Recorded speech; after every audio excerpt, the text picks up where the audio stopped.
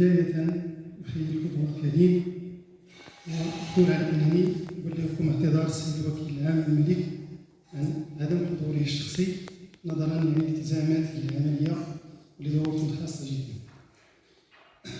صراحة كنت سعيدا حينما أبلغكم من طرف خاصة من طرف السيد الوكيل العام على أن نمثل له شخصيا في هذا الحفل البهيج صراحة، احتفاء بشخص أقدره وأحترمه ليس كزميل فقط إنما كشخص فعلا شخصية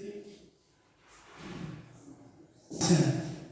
بداية كذلك أريد أن أتوجه بالشكر الجزيل لمكتب جهوي للسادة العدول على تفانيه وعلى اعترافه بشخص المحتفى به، وهذا إنما يدل على أواصر العدالة كافة.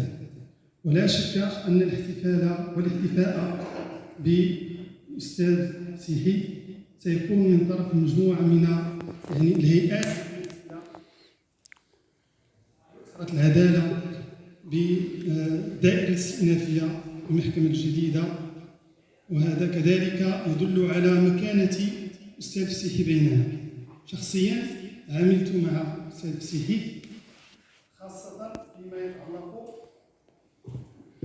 خاصة فيما يتعلق بالعلاقة التي تربط النيابة العامة بقضاء الأسرة، خاصة أنني اشتغلت بخلية العنف ضد النساء والأطفال لمدة من الزمن في المحكمة الابتدائية، ثم كذلك على مستوى محكمة الاستئناف كذلك بالجديدة. هذه المدة ربطتني مجموعة من الأمور العملية مع أستاذ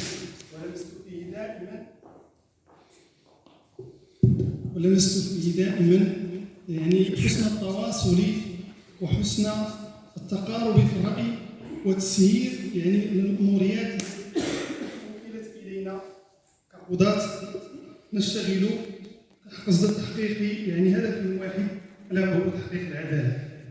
ودائما أتذكره في مجموعة من الملفات التي عرضت على دائرة الاستئنافية سواء أمام المحكمة الابتدائية الجديدة أو أمام محكمة الاستئناف، وكان دائما يمد لنا يد العون، خاصة أننا نشتغل على مقاربة جد صعبة وهي مقاربة الأطفال في وضعية صعبة والأطفال المتخلى عنهم.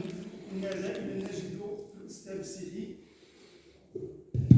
الإنسان ذو الأصل قبل أن يكون قاضيا.